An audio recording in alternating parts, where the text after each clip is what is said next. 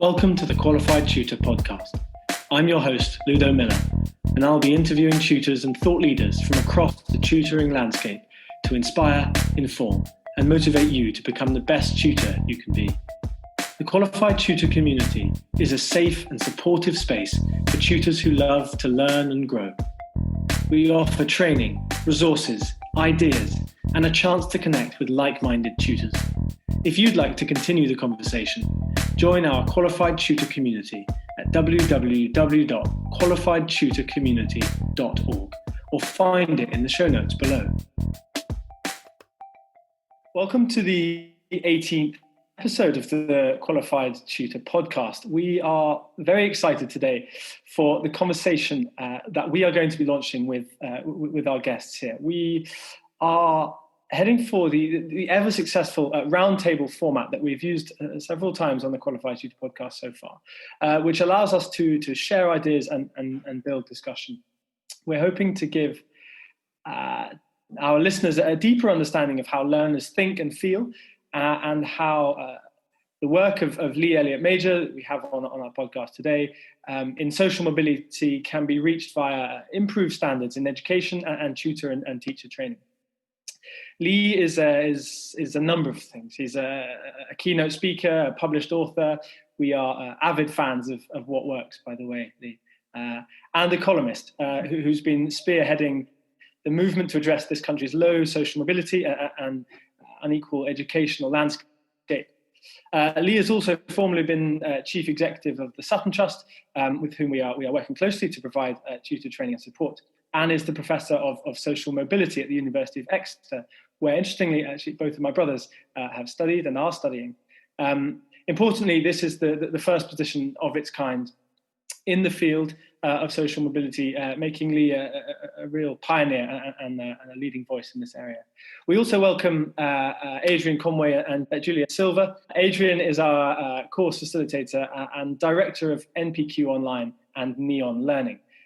Adrian has 30 years of teaching experience, with 20 years in schools in areas of social deprivation. Julia is, as listeners of this show and our QT community well know, is deputy head teacher of a girls' school in North London and is the amazing founder of Qualified Tutor. So welcome, everyone. Thank you. Thanks for having us, Ludo. Thank you for having me. That's not a problem.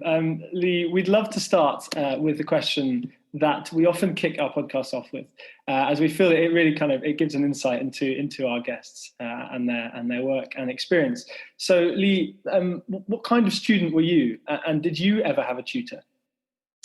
So this is a really interesting question, really good question to start with, I think, because I dropped out of school. And I don't know if you've seen the newspaper articles on this, but there's these pictures of me with eyeliner and blonde spiky hair from the 1980s, which my children find hilarious now, my teenage children. And I sort of say to them, I was once a sort of trendy young thing.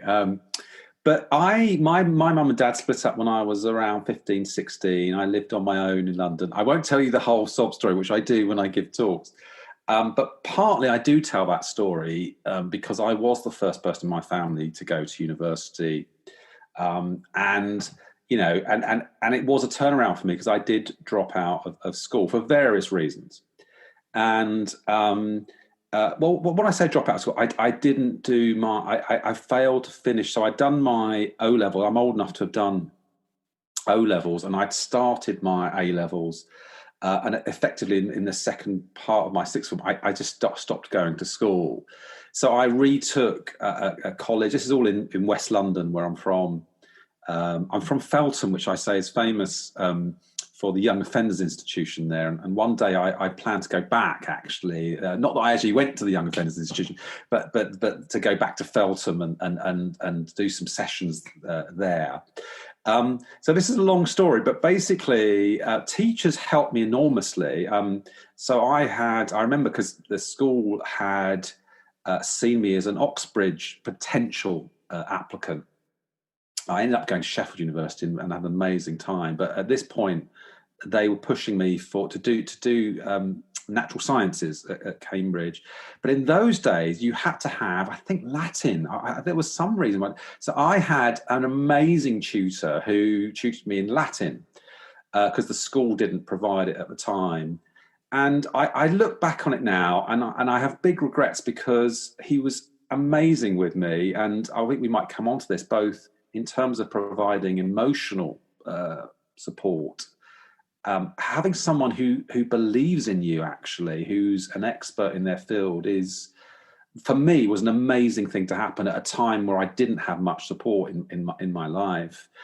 Sadly, I stopped doing that. I dropped out of school. This is when it all sort of started to go belly up for me in some ways.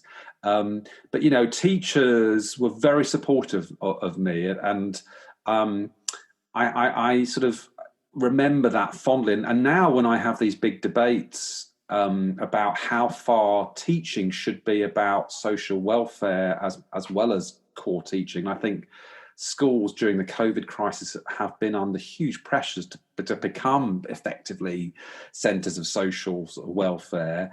I always think back to my life, and to be frank, if it wasn't for teachers and tutors helping me, I would never have got back on track.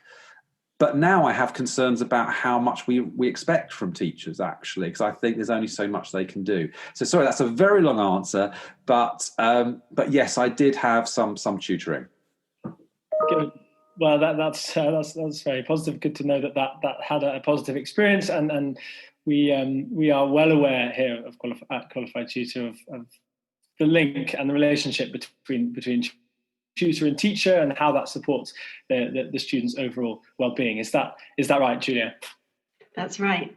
And we also very we notice in these question patterns because everybody who comes onto our podcast talks about having been an enthusiastic student and an able student, and our vision over here is to be able to help them to take those abilities and pay them forward to younger students behind them. So I think what we wanted to start off with asking you, Lee, was about the evidence and your vision for how tutors can make a big difference to students' life outcomes, because that really sums up a great part of your work historically. And if you can sort of share with us the evidence basis, because that's where you're coming from in your grounding with your work with what works and your meta studies, but also the big picture of how tutors can make that difference. I think that would be a really powerful way to start this conversation. So just to bring it back a little bit, because I'm a professor of social mobility. So, and I think one of the things about these debates that I think is important to remember is that education can't solve everything, right? So in the bigger debates, I think as a country, we need to think about inequalities more generally in wealth, in income. And again, that's interesting for me, because a lot of schools are almost getting into that area of providing free school meals or breakfast. You're almost getting into the area of addressing wider inequalities. So I think it's important to put education in context of that, because I think tutoring and teaching can be transformative for young people, for all people actually. But as a vehicle for social mobility, there's only so much you can do if you're not going to tackle wider inequalities. I think it's just an important point to make. So within education, I've spent many years sort of writing books, as you know, and articles and giving lectures about what we think are the best bets for learning in the classroom. And it is in the classroom, by the way. So there's a lot of talk normally from politicians, but also I see some school leaders talking about as well, about school structures and things like selection versus mixed ability grouping, whether we use teaching assistants or not, all these sort of bigger issues. Actually, when you look at the evidence, the thing that matters most is teaching, is the interaction between pupils and their teachers or tutors. And so we know that. I just think it's very hard to do, right, in some ways, consistently well.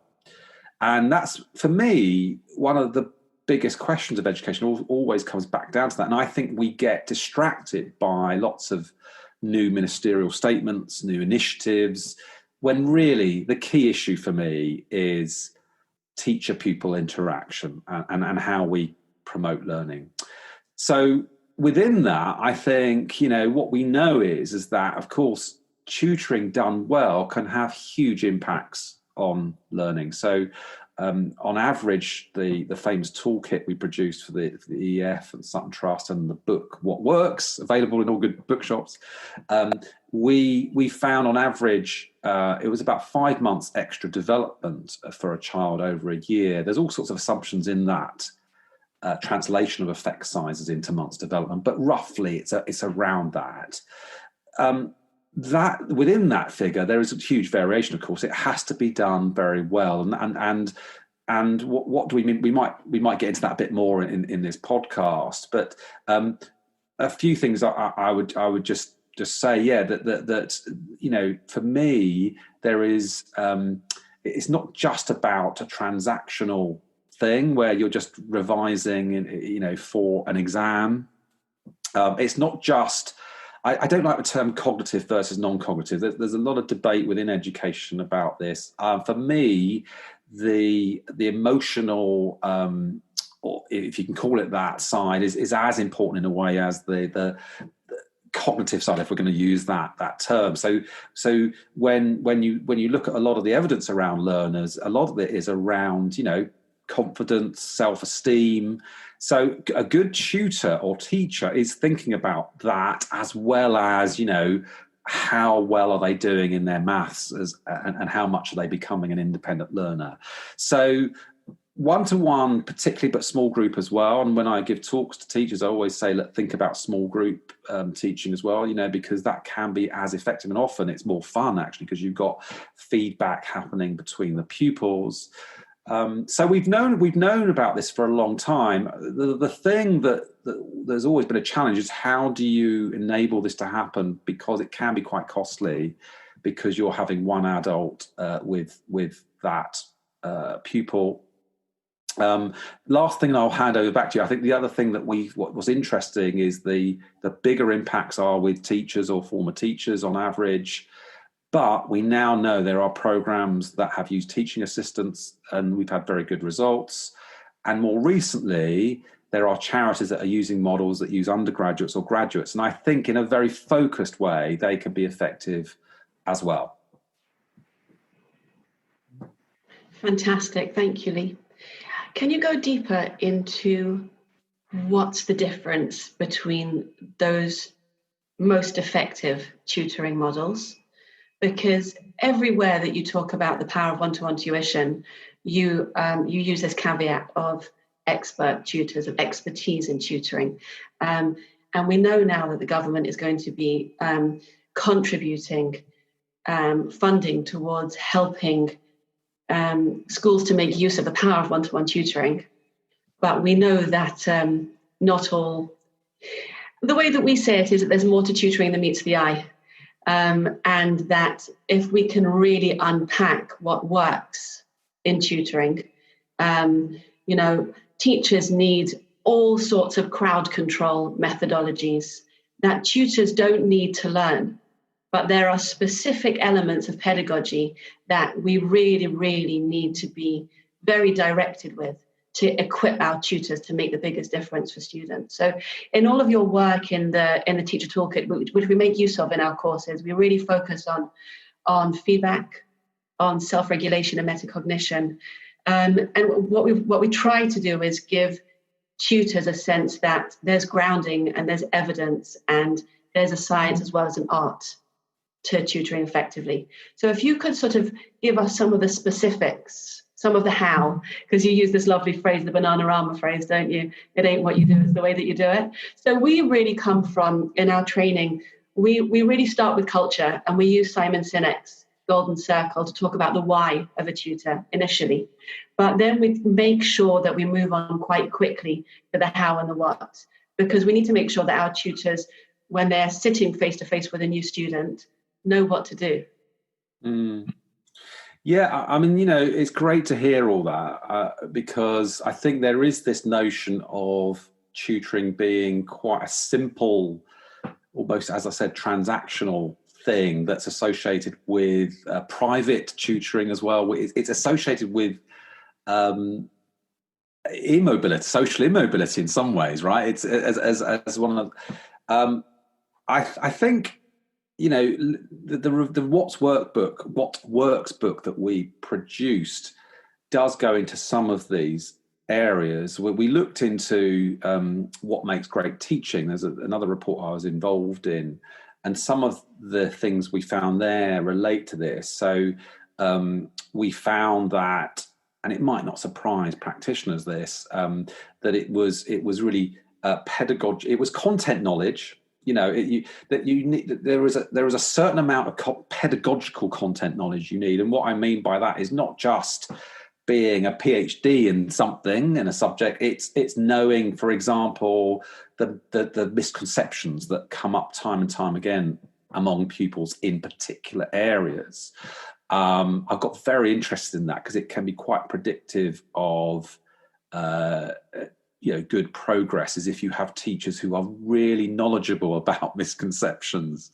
I think a session on professional development on that would be really, really good. So it's content knowledge, but also instructional techniques, if you like. Those are the two areas. Now, as you say, behaviour management, all other things do contribute, particularly to classroom teaching. But those two key areas, the evidence always comes back to.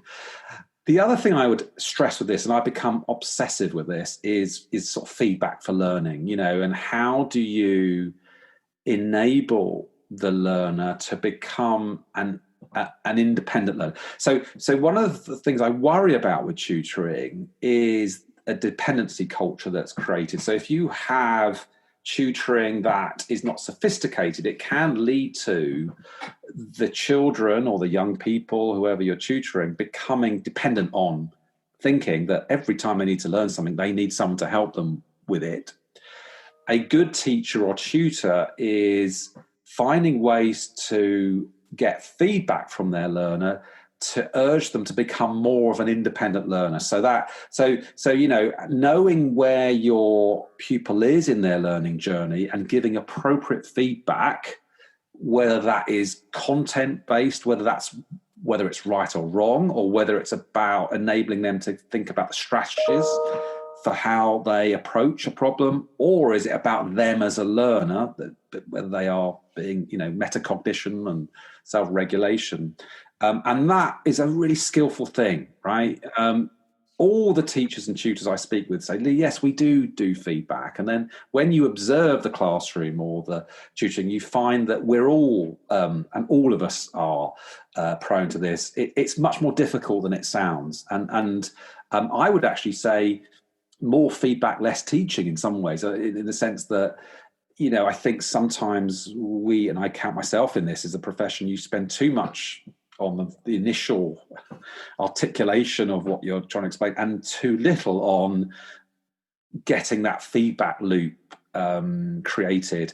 And finally, what I'd say on feedback, I really stress it's really thinking about how feedback how that actually comes from the pupil back to the tutor. It's not, a lot of people think of feedback as the teacher or tutor giving some specific feedback to the pupil.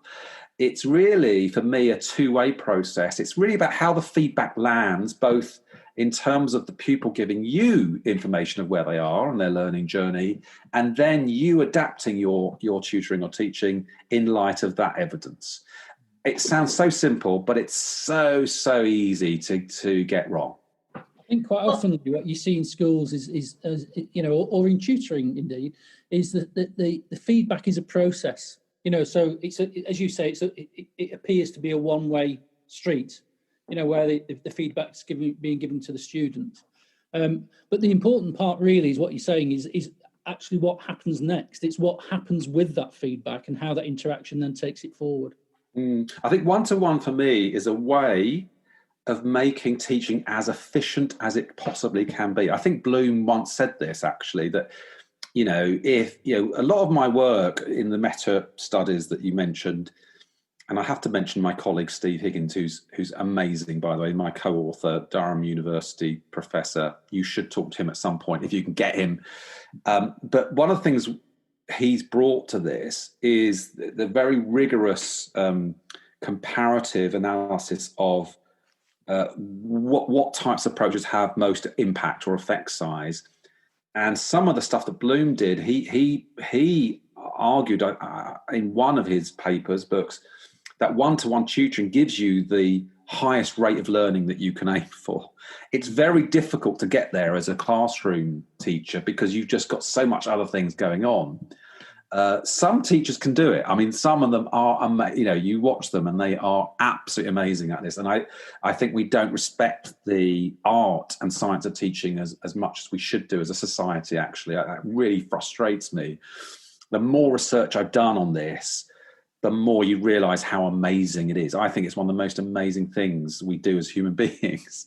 But yeah, it's, there was, I'm not going to mention any names, but one of the ministers recently, there was some remark about having desks all facing the front. And you get these sort of quite naive comments made by both parents and politicians and others about what I think is one of the most sophisticated things in the world. How do you promote learning in another human being?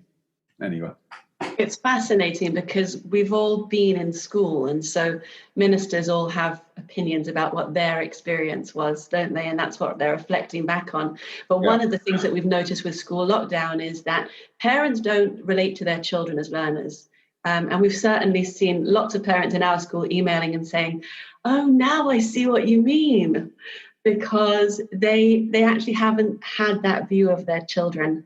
And so although there was a sort of lot of, in the early lockdown period, I think most parents now are fed up with it, but in the early, I was really worried. And I tried to write a piece in the newspapers about warning parents not to try and be tutors or teachers, and to help their children and give them some stability and some support.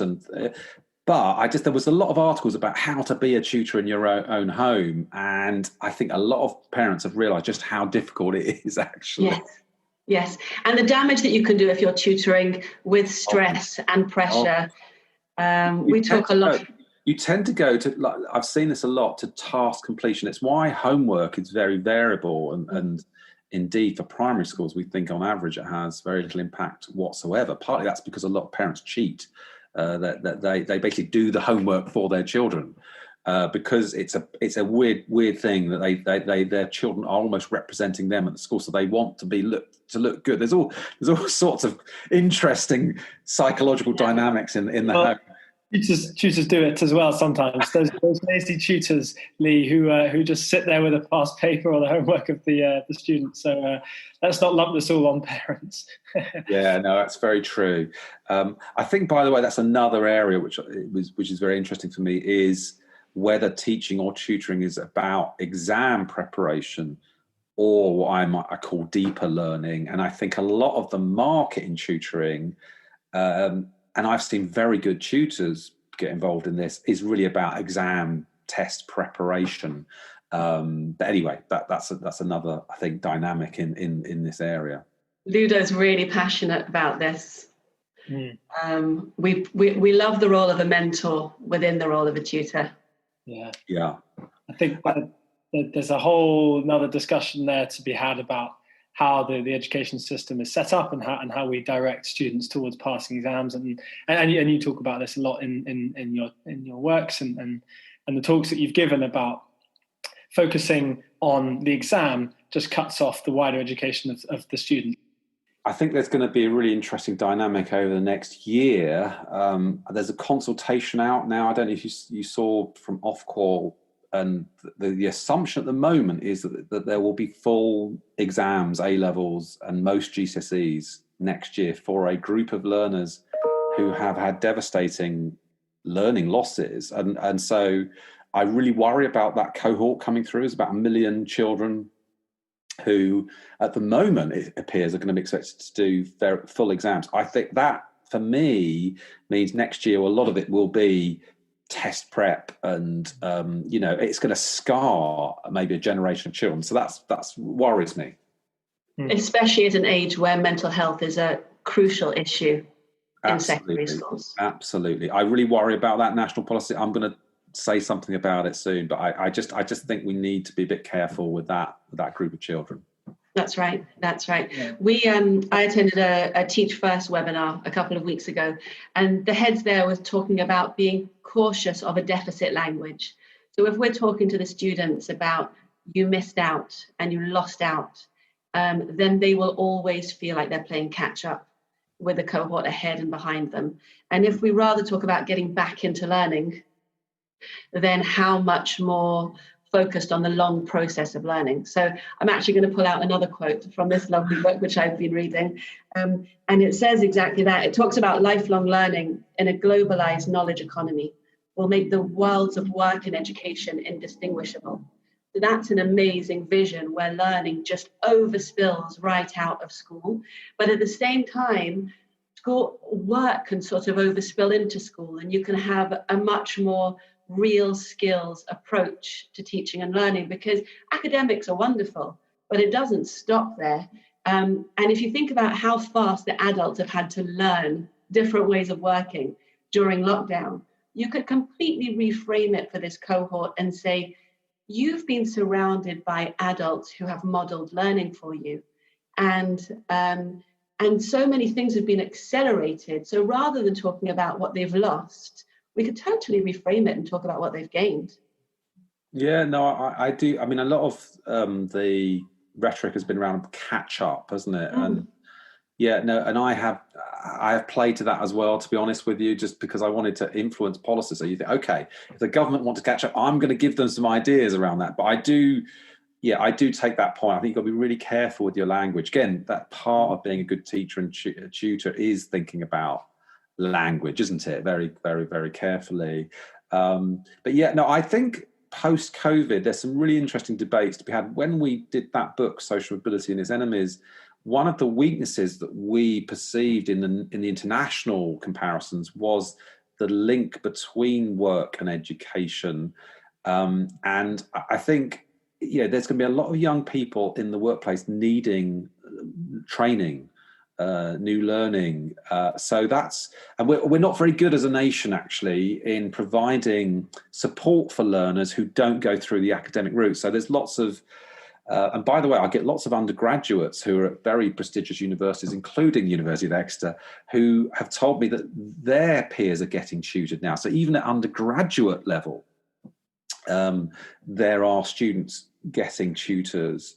That worries me a little bit, because I hope that that's being done, in a way that's around, again, proper, what I'd call deeper learning, and not just getting past that, degree exam. But anyway, there is a sense in which, if you go down the academic route, there are options there in terms of hopefully some very good university teachers as well.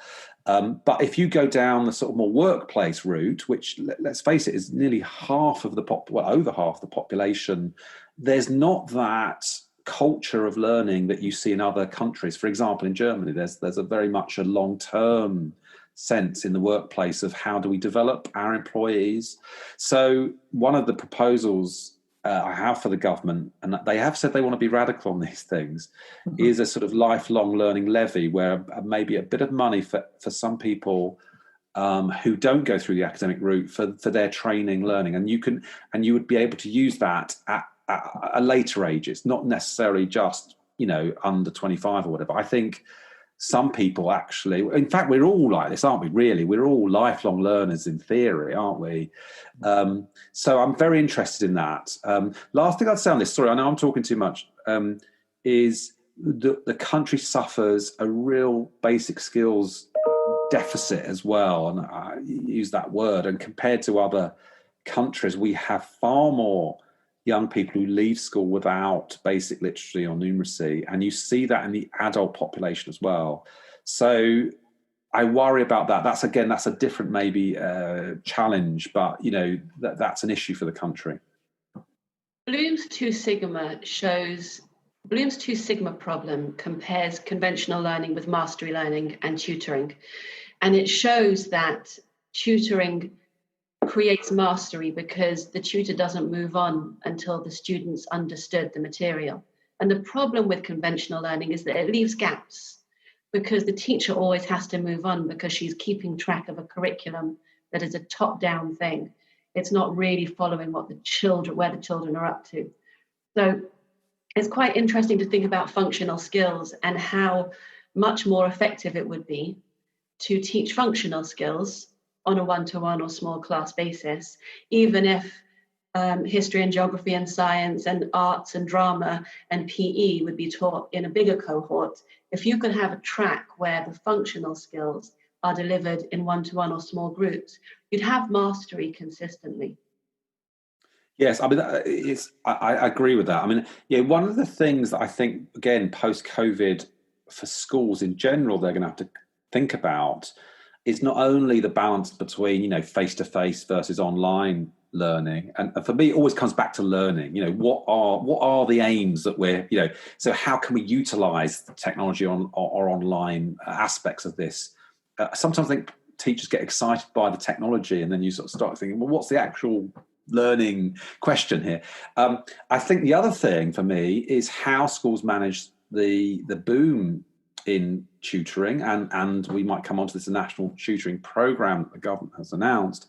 But for me, again, there's an interesting challenge for schools is how do you utilise this resource that you've got, you know, and it sounds like a lot of money. By the time you give that to every school, it ends up not being much.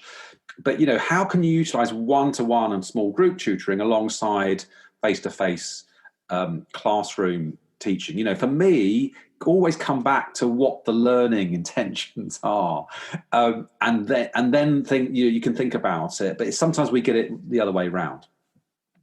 Do you think, Lee, that sometimes we look at these problems from the wrong side? You know, we look at it from, you know, what we want to achieve rather than, you know, the starting point of the children, really.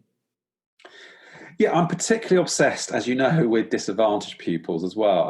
And you know, one of my worries with the boom in tutoring, private tutoring over the years has been, you know, that it's predominantly a middle class affair. That, you know, the data on that suggests that, and it sort of, you know, bears reason, doesn't it? That those families with the money are going to be investing in that. So I worried from a disadvantaged pupils. And when you look at feedback in the classroom, and I think most teachers are passionate, by the way, in terms of social justice.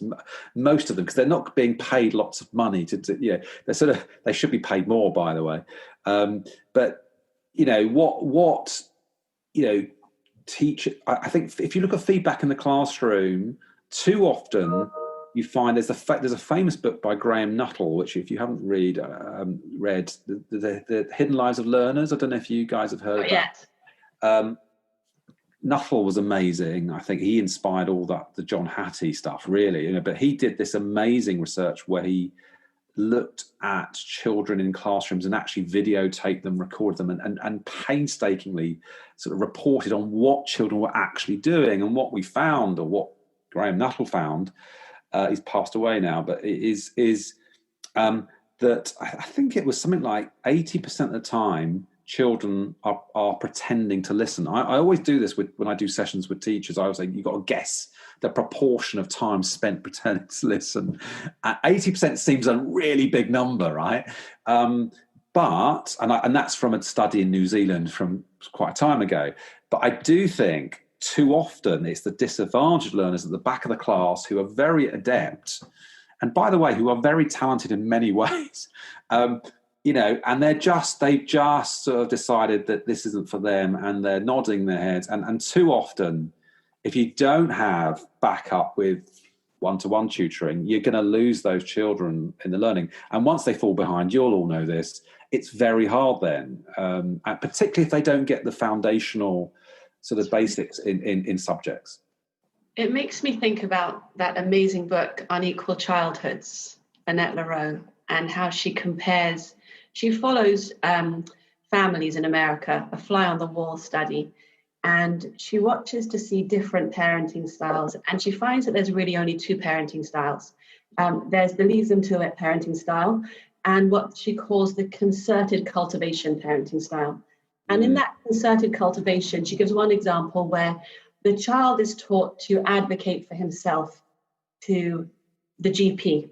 So the mother prepares him on the drive to the GP to explain what's hurting him. Whereas those other children are not taught to advocate for themselves. They're taught to expect the system to be against them. And if you put that study alongside the developmental studies about the power of each back and forth in a conversation. So speech and language development happens that each time a person replies to the last person in a conversation, the number of back and forths is where the learning happens.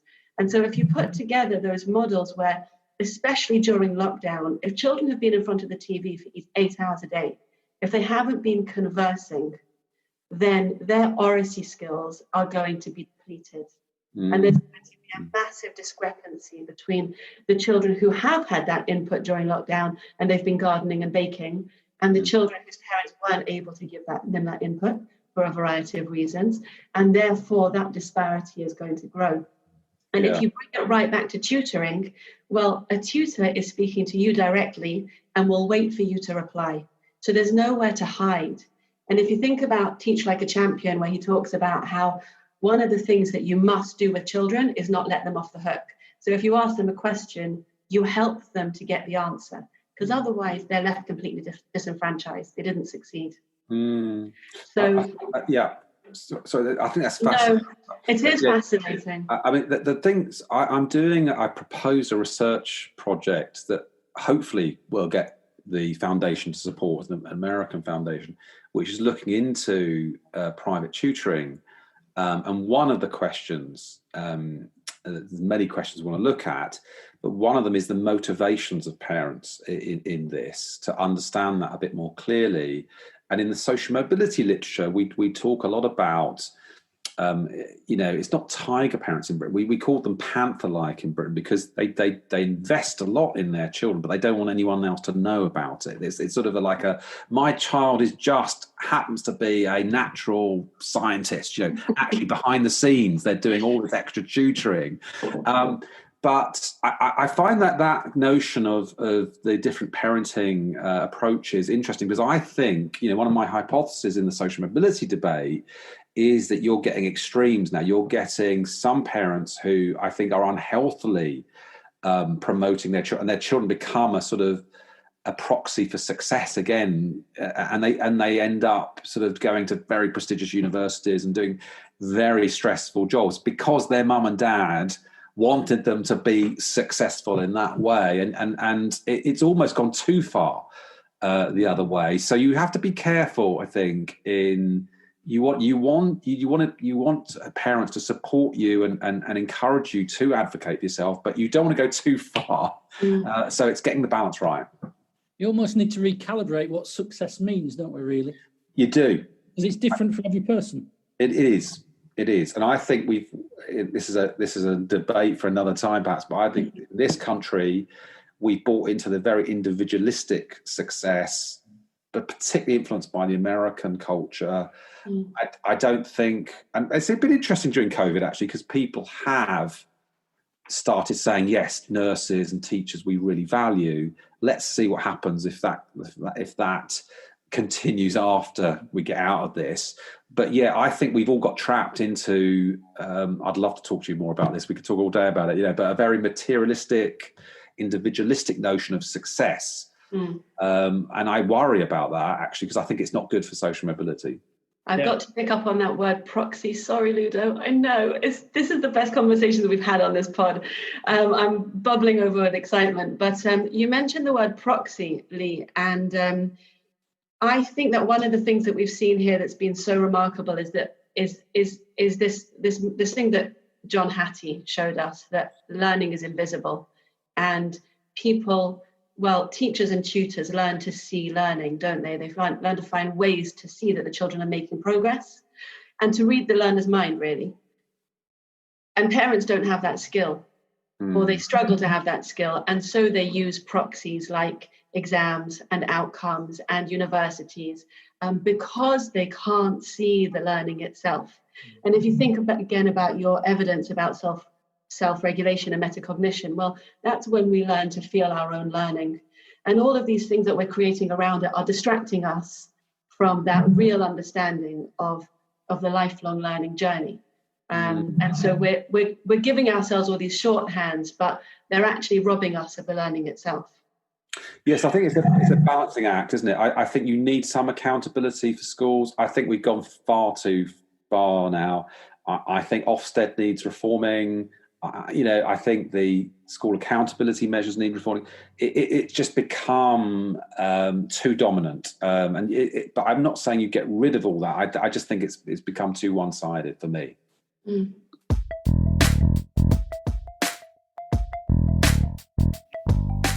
And now, a short word from the QT founder, Julia Silva. If you'd like to hear more about the ideas we touch on here, or gain the tools to take your own tutoring to the next level, the qualification for tutors could be for you. This live online seminar is facilitated by industry experts who, over 4 Zoom workshops, will cover the foundations of teaching and learning and how it relates to you as a tutor. The workshops are full of rich discussions where you'll learn alongside other tutors and connect on a professional level. We will teach you how to be the kind of tutor every child remembers. Visit our community space at qualifiedtutorcommunity.org and sign up now for our transformative course. We'll see you there. Now, I welcome the discussion of schools and teachers, but I would like to bring it back to tutoring, as I am wanting to. So, we've talked about feedback in the learning environment. We've talked about mediating the relationship with parents. Maybe we've looked at it more from a school point of view. That's obviously incredibly important as well from a tutor's point of view, including kind of the pressures that the parents put on and the kind of wider management of the student's education that tutors are often put under. We've talked about allowing the student to become an independent learner. Leah, I'd love to ask, drawing it back to, as we mentioned, we'd love to discuss the NTP, perhaps if only briefly, but what are the core skills that tutors must keep in mind when working, and in particular when working as part of this new national programme? What do we want tutors to be thinking about in the forefront of their minds when they help these disadvantaged students? Well, one of the things that I think is really important, and the evidence backs this up, it is liaising very closely with the school from a tutor's perspective. So, and I see this just from anecdotally, from seeing tutors and being in schools. I know it sounds very obvious, but you've got to be complementing what's going on within the school, and often that doesn't happen. And so I think one of the key things that tutors are going to have to think about in this national tutoring programme, again, we were talking earlier, weren't we, about details still to come on that, is how you work with schools. And that works both ways. Of course, schools will have to think about this as well, because I think there's a real power in one-to-one tutoring that could complement what's happening in the classroom. So knowing what's going on in the school. I mean, there's a broader point, isn't there, here about, and it comes back to feedback again, is knowing where your learner is, and talking on getting them to talk to you about where they are in their learning. I do think there's another dimension. I use tutors for my teenage children, well, one of my teenage children, and what you realise is there is a personal chemistry, and I don't have the evidence on this. I don't know what the evidence is, but you certainly need that connection on an emotional level, I find. And what's interesting for me is there was some gaps. There was some evidence on peer-to-peer tutors. This is when you get school pupils to help other school pupils at primary school. And there seemed to be an optimum gap of about 2 years, right? So the older child was still young enough to relate to, but older enough to be respected, right? And it was kind of interesting.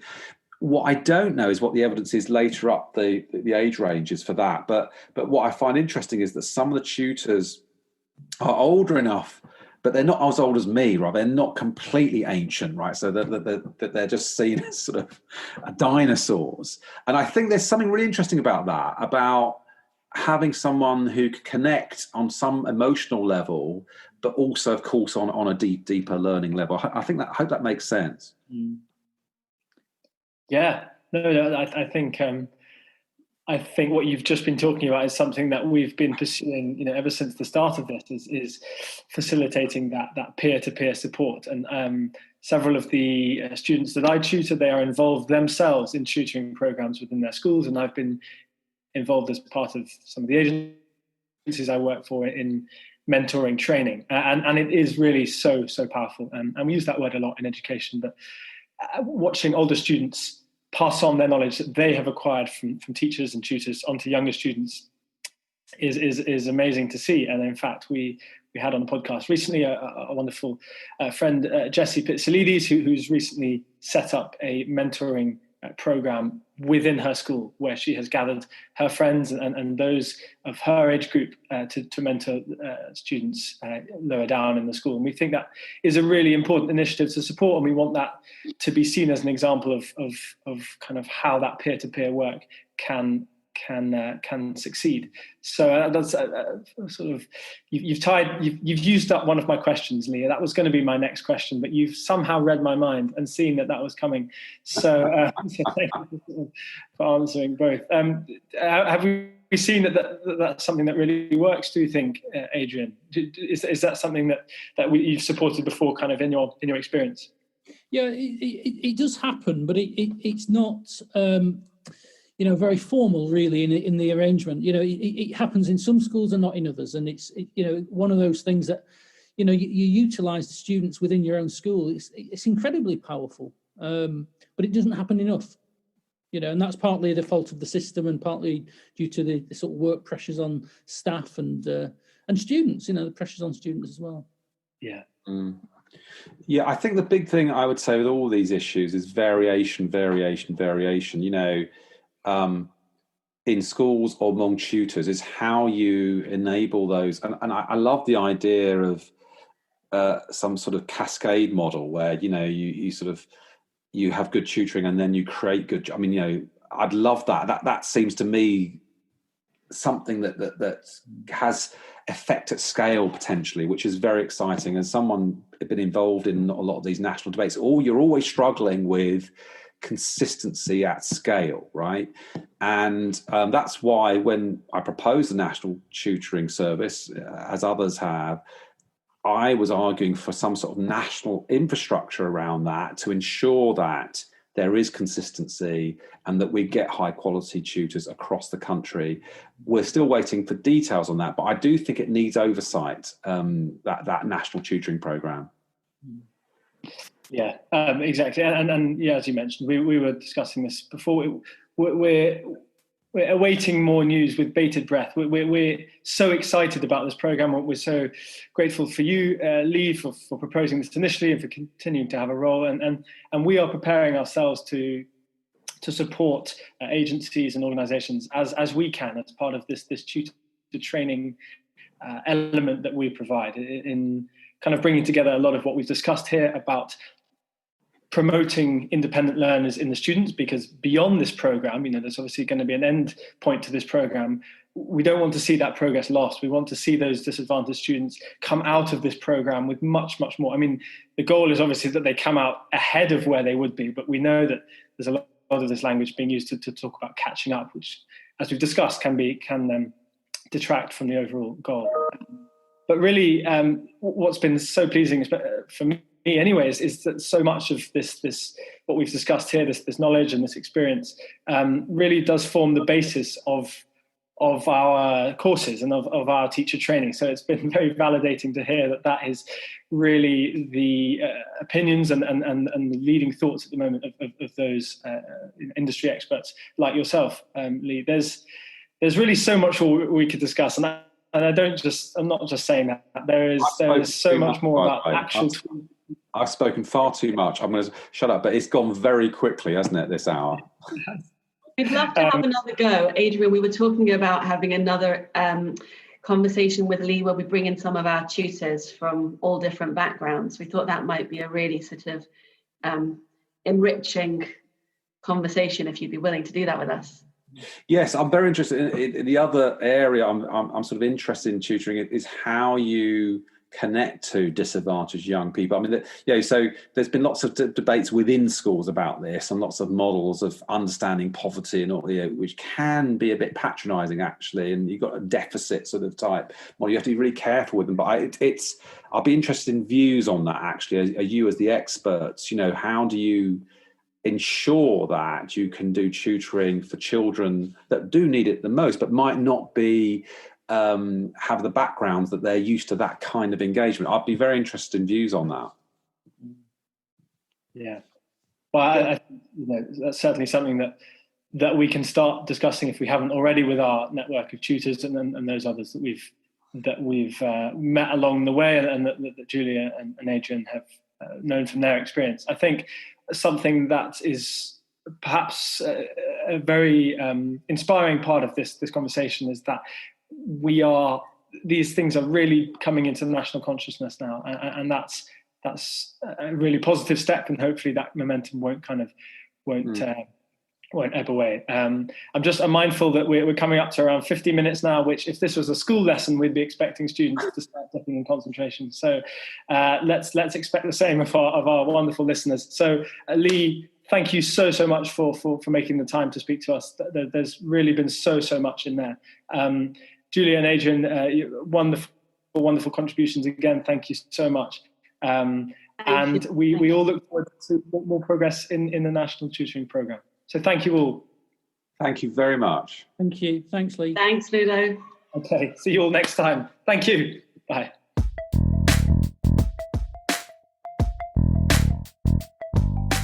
Thanks for listening to the Qualified Tutor podcast, where tutors share their expertise to support the tutoring community. If you'd like to continue the conversation, join our Qualified Tutor community at www.qualifiedtutorcommunity.org or find it in the show notes below. We exist to connect, share, and learn with you, because tutoring is a small job that makes a big difference.